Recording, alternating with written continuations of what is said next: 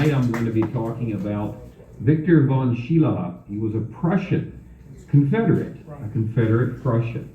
And, he was not as we're going to learn, he was not a soldier of fortune. He was not a mercenary. He was an immigrant to the United States. And then when the Confederacy seceded, he sided. He was living in New Orleans, and he sides with the Confederacy. So we're gonna get started here. Now, von Scheliha was largely responsible for the torpedo warfare and the coastal defense of Mobile. And this is a quote. I love looking at quotes from the opposing side during a conflict, because that a lot of times that tells you, it speaks volumes. So you can see here, it said, this is from a colonel. He was the chief engineer of the U.S. Army's 16th Corps. He said the fleet was unfortunate in having to combat the most practical and thorough torpedo system in the world in waters admirably adapted to their uses for both offensive and defensive operations. And he's referring to the work of this gentleman, Victor von Scheliha. Now, von Scheliha was educated in Prussia, and for some of you guys might not know this, but our whole U.S. education system was based on the Prussian model. He attended Prussian military schools growing up. He was what was called a Junker, which is a Prussian nobility, and he was accepted into the prestigious Prussian military academy that was founded by Frederick the Great. And there he underwent a rigorous education, became what we would call an engineer, and he graduated at 18 and is commissioned as a lieutenant in the 6th Regiment of Infantry in 1844. He was on a scientific expedition off the coast of Brazil when he became deathly ill. So he's working as an engineer officer with the Prussian Army, doing some type of scientific experiment off the coast of Brazil. Gets sick. He gets a leave of absence and goes into Mexico, and from there he gets a horse and rides up into Texas and falls in love with Texas, and he decides to resign his commission in 1851, and he sets up he's raising goats in there near San Antonio. He's mixing a German breed with a Mexican breed, and unfortunately that didn't work out too good for him.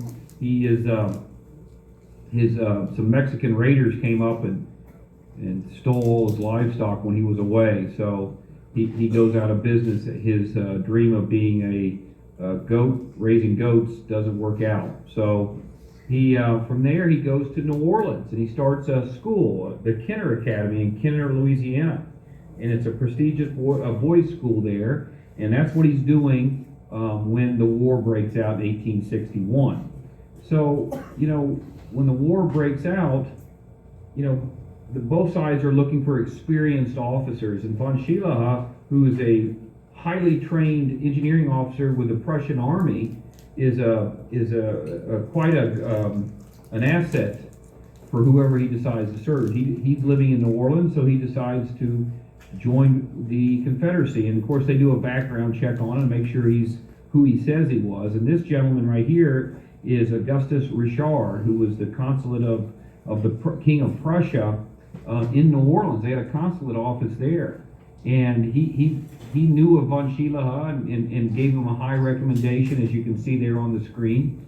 Incidentally, Augustus Richard himself resigns from the consulate office in New Orleans and joins the Confederacy as well. So you got these Prussians siding with the South. Early in the war, he's working as a staff officer, an engineering officer, artillery officer for General William Mackle, but he's captured at Island Number 10 early in the war. He becomes a prisoner of war. He's released, and then when he's released, he joins Simon Buckner Simon Boulevard Buckner as his chief of artillery. And as you'll see on these slides, these are high recommendations that these different general officers gave him. And you can see here, for those of you guys don't know, Prussia is now part of what is today Germany. and at the time were renowned for their military education system and highly trained and disciplined armies. You can see Buckner talking about him there. Now at Mobile, not only is he working as chief of artillery, but he's also doing double duty as an assistant engineer under General Danville Ledbetter, as you can see here. He designs it never got tested, but if you go just north of Mobile, there's a Fort Stonewall, as you can see here on the map, and it was highly regarded as a very, very strong, well-positioned earthen fortification that von Scheliha is 100% responsible for. It never was used, but he was very proud of it nonetheless. So at this time, von Scheliha is trying to get on with the Confederate Engineering Corps, and Danville Ledbetter recommends him, as you can see here. Okay, so then he goes up with Buckner to Chickamauga. He's a part of that battle, and shortly after that battle, he is appointed to the Engineering Corps, and he takes Ledbetter's place in Mobile, and there he picks up where Ledbetter left off, and he is working for the next year, strengthening the coastal defense of Mobile. Now, during that time, you had a lot of international visitors to Mobile and to the Confederacy, and this is at the top there. You'll see Captain Fitzgerald Ross of the Austrian Hussars, and he had known von Scheliha in Europe, and he came and toured the defenses of Mobile, and he said they were perfect models of strength and judicious arrangement. But these western defenses here, if you look where the red line, the arrow is, that is the earthen fortifications that von Scheliha himself designed, because the other lines were considered weak and poorly positioned. But he designed that, and everybody who came and saw this were amazed at the scientific proficiency that these earthen fortifications were constructed, and were very impressed with the skill of von Scheliha's engineering. And this is despite a lack of materials and manpower, because Mobile had a shortage of that. Now during this time, this is important because this is going to tell you what he does after the war, which we'll get to. But during this time, he tutors under Gabriel Rains, who was kind of like the godfather of torpedoes. And Gabriel Rains is going to be there. He's going to show him how to deploy these infernal explosive submarine weapons. And there's a variety of different ones that he's exposed to. Also during this time in Mobile, the Confederacy is very cutting edge on the different types of submarine and not shallow draft, but semi-submersible torpedo boats. And von Scheliha would have been exposed to all of that. He saw all of that as chief engineer in Mobile. And he's going to write about this after the war. And incidentally, he's not impressed with the Hundley. He thinks it's very much flawed, but also saw its potential. Now, on the August 5th, 1864, the Tecumseh goes down, hits one of the torpedoes that von Scheliha planted there near the mouth of Mobile Bay. And unfortunately, the rest of the torpedoes don't go off when Farragut runs through the minefield. They have been corroded with a special type of sea worm. The name escapes me, but it basically dulled it so the primers wouldn't detonate upon contact. They weren't corroded, they just had these crustaceans that were growing on top of where the detonator would have been, and that's what caused them not to go off. So there's the Tecumseh. So after the Battle of Mobile Bay, even though he sunk the Tecumseh, von Scheliha is irate because he feels like the Confederacy didn't supply him with the resources, both material and manpower and cooperation, that he needed to secure Mobile Bay. So he's despondent. And so much so that General Maury, who's pictured here, brings in Colonel Samuel Lockett, he comes down to Mobile to take over as the chief engineer of Mobile. He had been up with Richard Taylor at Meridian before that. So he takes over, but von Scheliha threatens to resign, and he does that multiple times. But to his credit, he stays on, and he even said, "Hey, I'm going to resign my commission. You don't have to pay me. I will stay on as long as Mobile's threatened." And he does, and he, for the next several months, he stays on and helps strengthen the fortifications around Spanish Fort Blakely, and batteries Hugie and Tracy, as well as other areas around Mobile Bay, even though he's having some health problems. So that's some of the fortifications he worked on. So he's largely involved in that, but he does get a leave of absence due to illness, and he's not there during the fighting of Mobile that I talk about in my book, Digging All Night and Fighting All Day. But he is largely responsible for the defensive fortifications. And let me just say that the Confederate fortifications around Mobile were very, very strong. The reason it fell wasn't because of the Navy. Von Scheliha's defenses shut Mobile down. Von Scheliha's defenses shut down the U.S. Navy. They just didn't have enough men to man the works. So it was just a manpower shortage that caused Mobile to fall when it did. All right, so he's endorsed, and you can see here that he had pretty much finished all the system of defenses around Mobile, so he had done his part.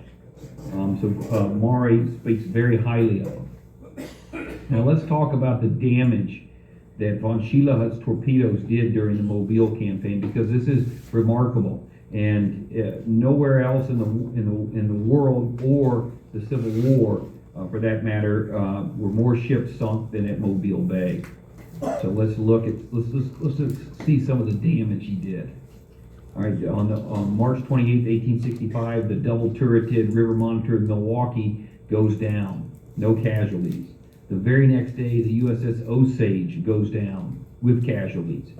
2 days later, the USS Rudolph goes down. So guys, think about it. In 5 days, 3 U.S. warships go down in Mobile Bay as they're trying to advance on Spanish Fort. Now, this is, I guess, his resume for destruction in Mobile Bay from 1864 to April of 1865. And these can largely be attributed to his coastal defense. But these are all the vessels that went down. And if you look at the death toll, over 120, between 124 to 125 men killed, and many more wounded, thanks to these torpedo defensive system. Okay, so this is impressive stuff, and it's going to be studied by European military experts and authorities afterwards. Okay, so getting back to the U.S. military's appraisal of the situation. You see here, this is the captain of the Albatross, USS Albatross, and look what he has to say. Now, this guy doesn't have any idea who von Scheliha is when he makes this statement, but he puts this in his report, and that speaks volumes. I think sometimes you SEV guys, you don't ever want to listen to anything the Yankees have to say, but really there's a lot of good information. If you look through some of the reports, that's very flattering of your ancestors, and this is no exception here. All right, so after the war, he tries to set up an engineering firm, architectural firm in Mobile, but business is slow, the economy is slow, and it doesn't last, it doesn't work out. So he goes back to New Orleans, and it's not working out at all. So he decides to take his family, married a woman from Mobile. They moved back to what is today Germany, but it was still Prussia at the time. He goes back, and all this time he's working on a book, and it's called The Treatise on Coastal Defense.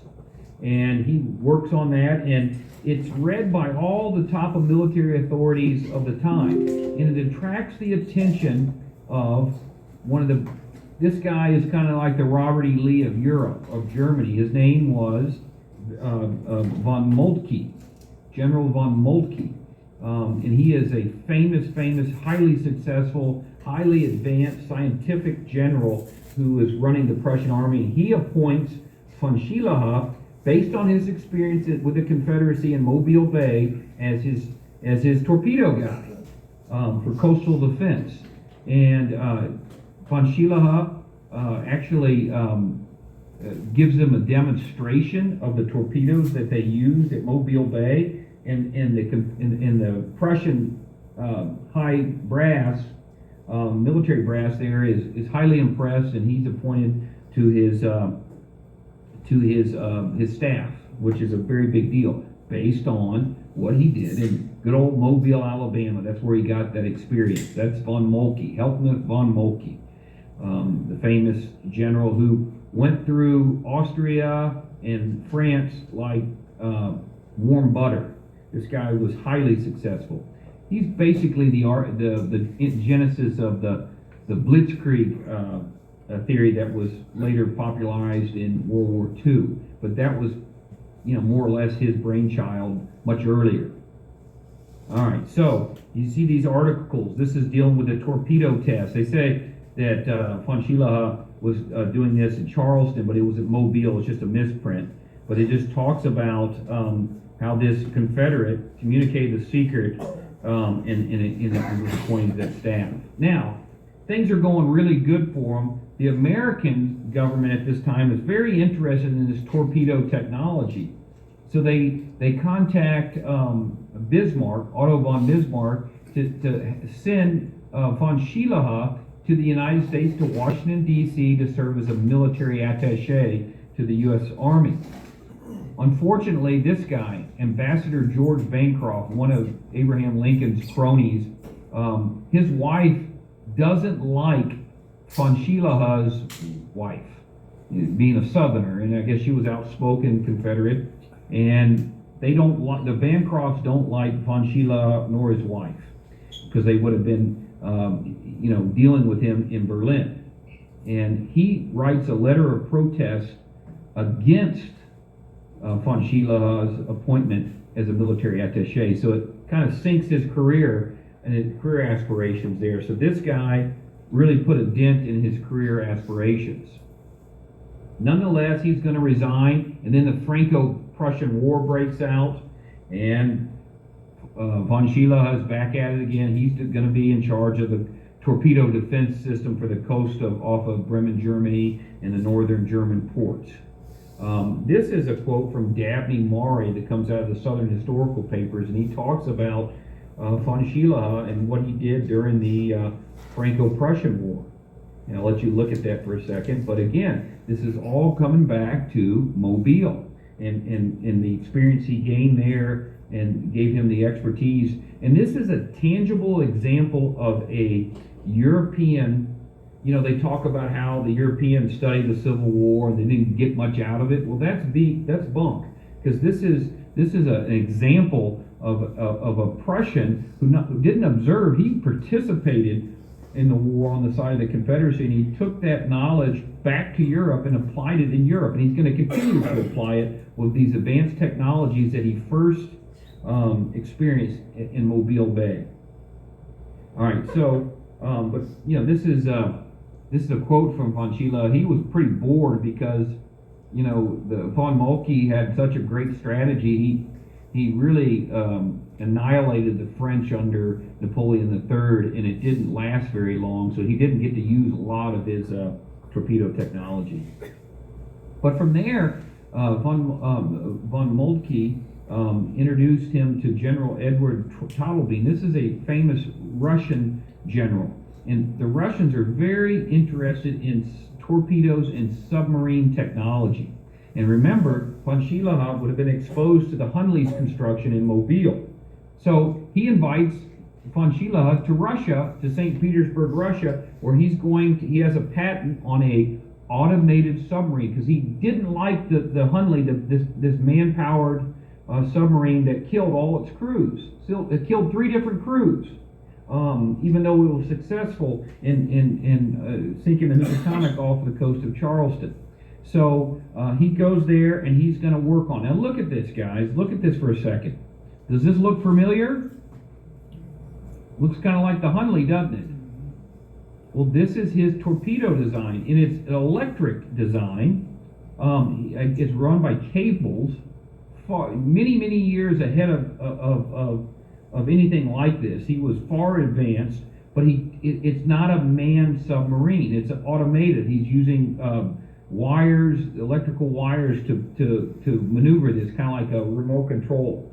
And if you look on top, he's got the torpedoes on top of the torpedo boat. And instead of having it as a spar bow, he has it there, and he can release it with a hand control that will release the torpedoes underneath the ship. So theoretically, he could go in to a port with a bunch of warships, and he could just have his submarine go underneath each ship and destroy a fleet with not risking the safety of any sailors. So this is what he came up with. Unfortunately, von Scheliha was dealing with these Russians, and a lot of times these Russians, if you give them the blueprints before you get paid, I think you can figure out how that went. It didn't go well.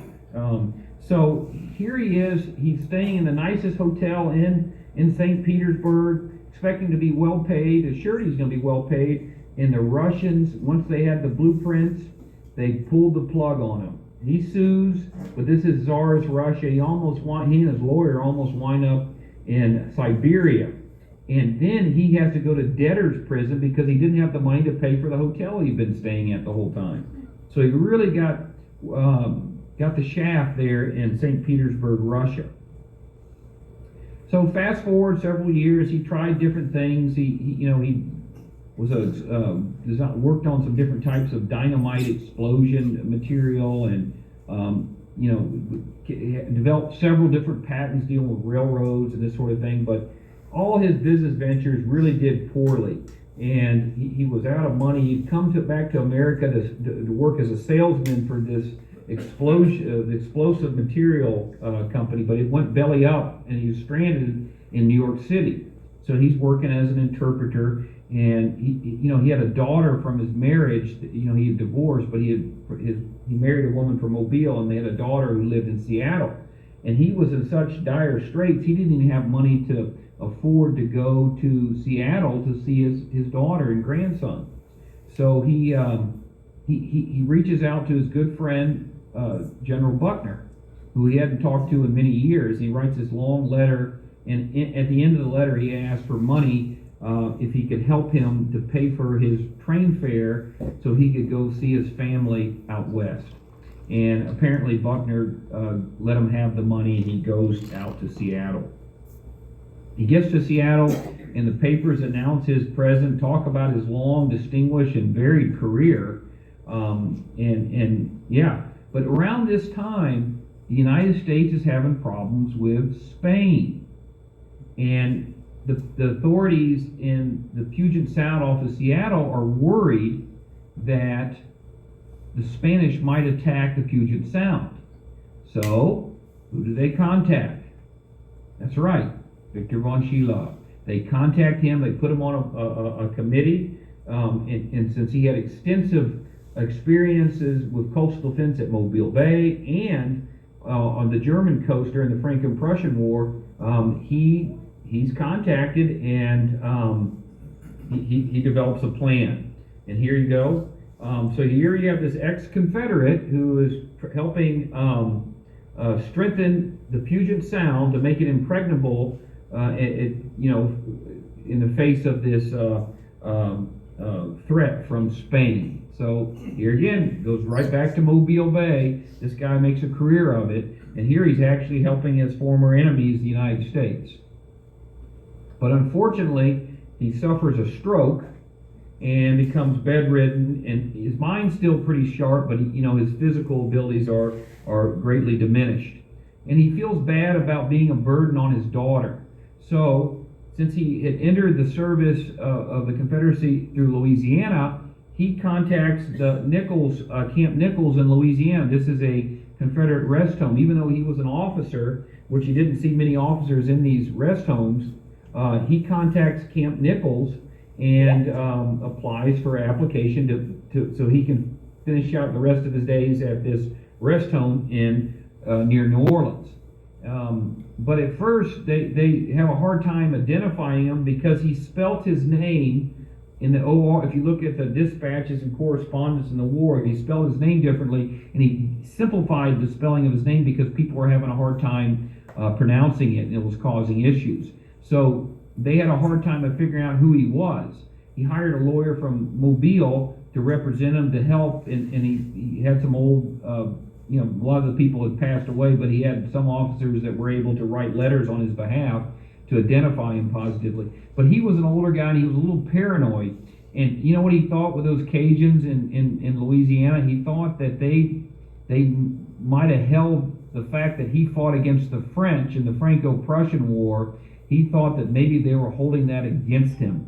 And he was paranoid that they weren't going to let him in because of his role in the Franco-Prussian War. You got these French Cajuns. But they did let him in. He died shortly. He was only there a brief time, but he dies and is buried there near Camp Nichols in Louisiana. And that's Victor von Scheliha. That's how he spelt his name during the war. But like I said, I got a lot of information on this guy in my studies on the campaign of Mobile. I've written 2 books about it. But just an interesting guy. Are there any questions? Anybody have questions? I would like to know one thing about the ships that were sunk in the bay. Yes. How many have they been located? Were they all cleaned up after the war during dredging operations to make it a commercial port? So what happened they're only was they finding were all old ships. Yeah, the Tecumseh is still there. Yeah. It's still down there. All the rest, Mobile Bay was very shallow at the time. So there was no way that they were going to get those big high draft ships anywhere near the city.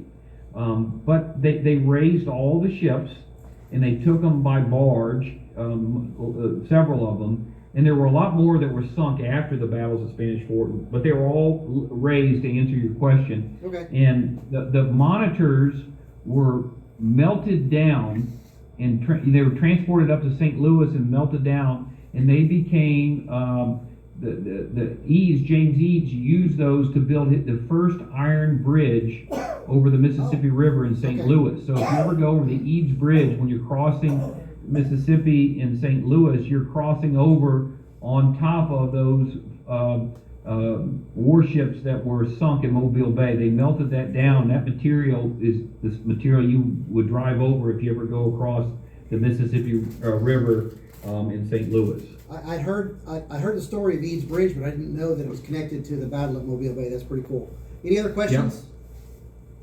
Yep. Anybody? No questions. All right. I guess you're off the hook, Paul. Nobody has any questions.